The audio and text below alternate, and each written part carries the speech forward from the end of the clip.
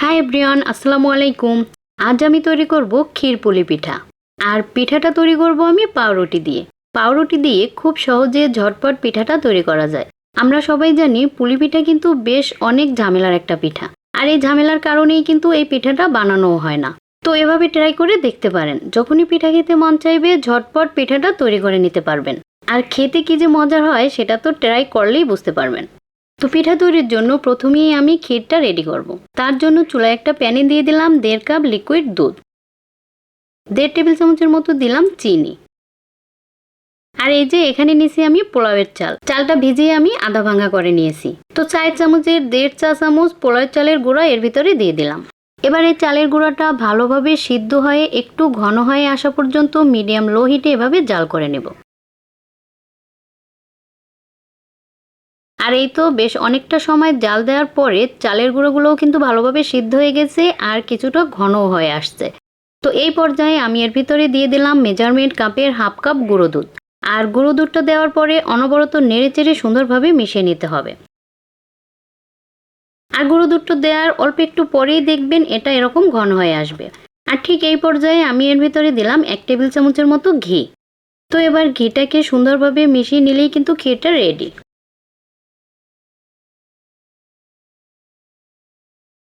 আর এই যে দেখুন ক্ষীরটা ঠিক এই পর্যায়ে আমি এটা চুলা থেকে নামিয়ে নেব।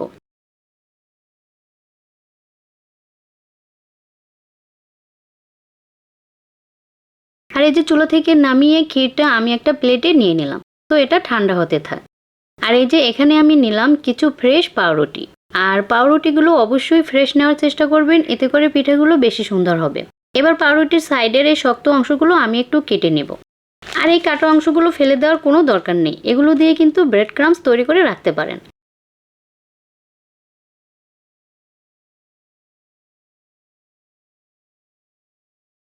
আর এই যে আমি সবগুলো রুটির সাইডের শক্ত অংশটা কেটে নিলাম। এবার একটা একটা করে রুটি বেলে এভাবে ফ্ল্যাট করে নিতে হবে। একটু প্রেসার দিয়ে পাতলা করে রুটিগুলো বেলে নিতে হবে। এই যে দেখুন একদম পাতলা করে বেলে নিলাম।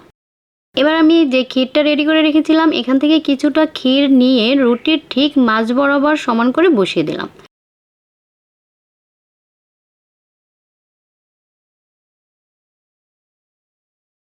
তারপরে রুটির চারপাশে এভাবে একটু পানি লাগিয়ে দিতে হবে। এতে করে পিঠাটা ভালোভাবে সিল হবে। তারপরে এটাকে ফোল্ড করে সাইডগুলো চেপে চেপে লাগিয়ে দিতে হবে, যাতে করে ভিতরের পুরটা বের হয়ে যেতে না পারে। তারপরে এই যে আমি একটা ঢাকনার সাহায্যে পিঠাটা কেটে নেব। আর এই যে দেখুন কত সুন্দর একটা পিঠা তৈরি হয়ে গেল। কি মনে হয় পিঠাটা বানানো কি অনেক কঠিন? তো আমি আপনাদের আরও একটা পিঠা তৈরি করে দেখাই।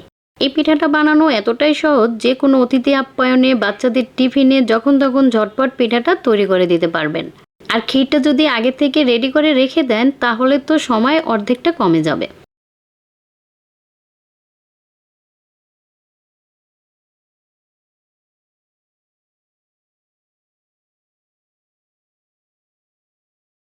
তো আরও একটা পিঠা আমি তৈরি করে দেখালাম। আর এই যে কাটা অংশগুলো আমি আগেও বলেছি ফেলে না দিয়ে ব্রেড ক্রাম্বস তৈরি করে রাখতে পারেন, এতে করে আর কোনো কিছু অপচয় হবে না। আর এই যে দেখুন আমি এভাবে সবগুলো পিঠা তৈরি করে নিয়েছি। এবার পিঠাগুলো ফ্রাই করার জন্য চুলায় একটা প্যানে তেল বসিয়ে দিয়েছি।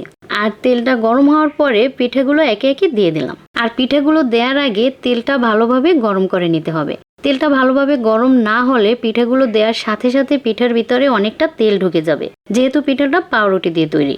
তারপরে মিডিয়াম আঁচে পিঠাগুলো লাল লাল করে ভেজে নিতে হবে। আর এই পিঠাগুলো ভাজতে কিন্তু বেশি একটা সময় লাগে না, 2-3 মিনিটের মধ্যেই দেখবেন পিঠাগুলো ভাজা হয়ে যাবে। আর এই যে দেখুন এরকম একদম মুচমুচে লাল লাল করে পিঠাগুলো ভেজে নিলাম। এবার আমি এই পিঠাগুলো তেল থেকে তুলে নেব।